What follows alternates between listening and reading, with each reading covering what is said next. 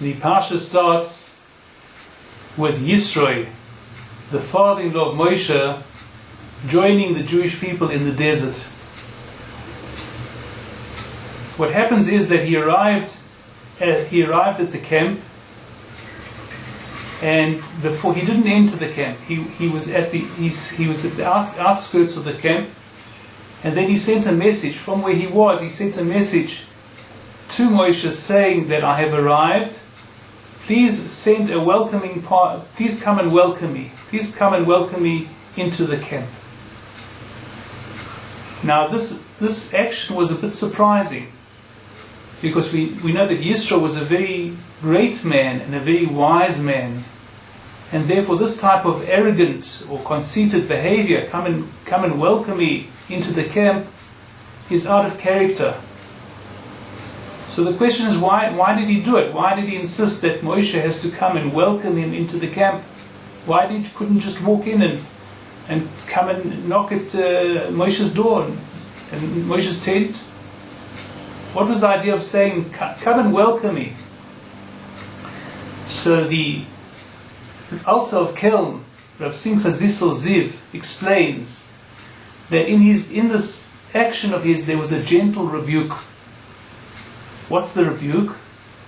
He was saying to Moshe, look, you've taken this great group of Jewish people, you've taken them out into the desert, and I understand that the whole project is one of spiritual growth, spiritual elevation for this entire nation. You've taken them into the desert, and you're going to be receiving the Torah. They've already received the Torah according to one view. Right? It's about receiving the Torah. It's about a time of putting people on a very high spiritual level, and it sounds very noble and it's all very wonderful. But here's the rebuke: what about regular people? Are you going to disconnect yourself now from the regular people, or will you continue to act in a normal way, to interact with other people socially?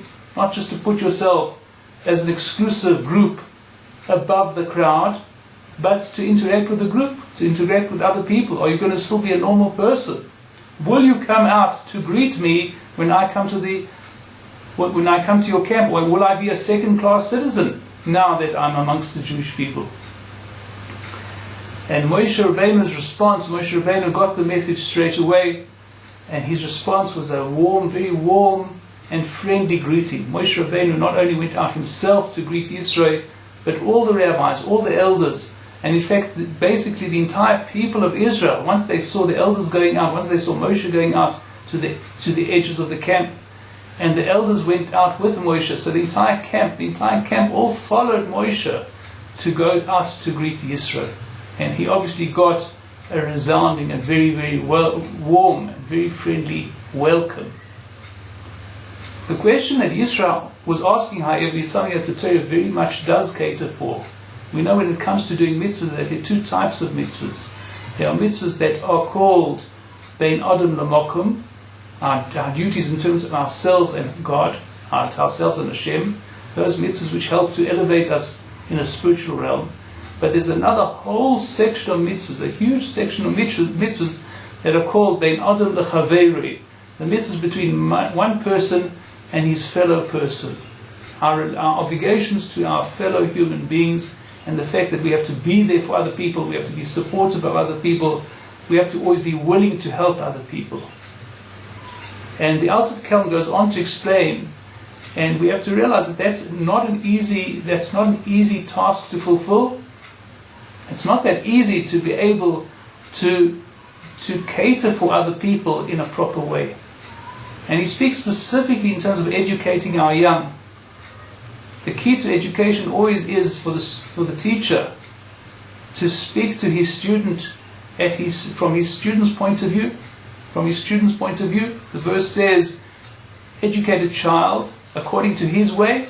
Now, that which interests a child, that which interests a student, is the approach the teacher must take in order to connect with the child. So we should know that we do have this duty. Every one of us who's involved in Torah living, we do have this duty to relate to even the youngest members of our community, of our people.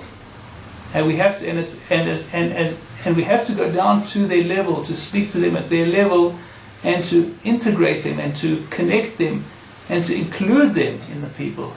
And while that sometimes is difficult, if you can imagine a very great rabbi going down and speaking to a 3-year-old or 4-year-old at his own level, putting his mind into the mindset of a child, and finding a way to connect with him, that the children shouldn't run wild, that the children should be included in the activities of the community is a special test, is a special challenge. And this too is part of our duty. It's part of our duty to embrace all those people who come into contact with us, and that's how we fulfill our obligation to Hashem and to our fellow men.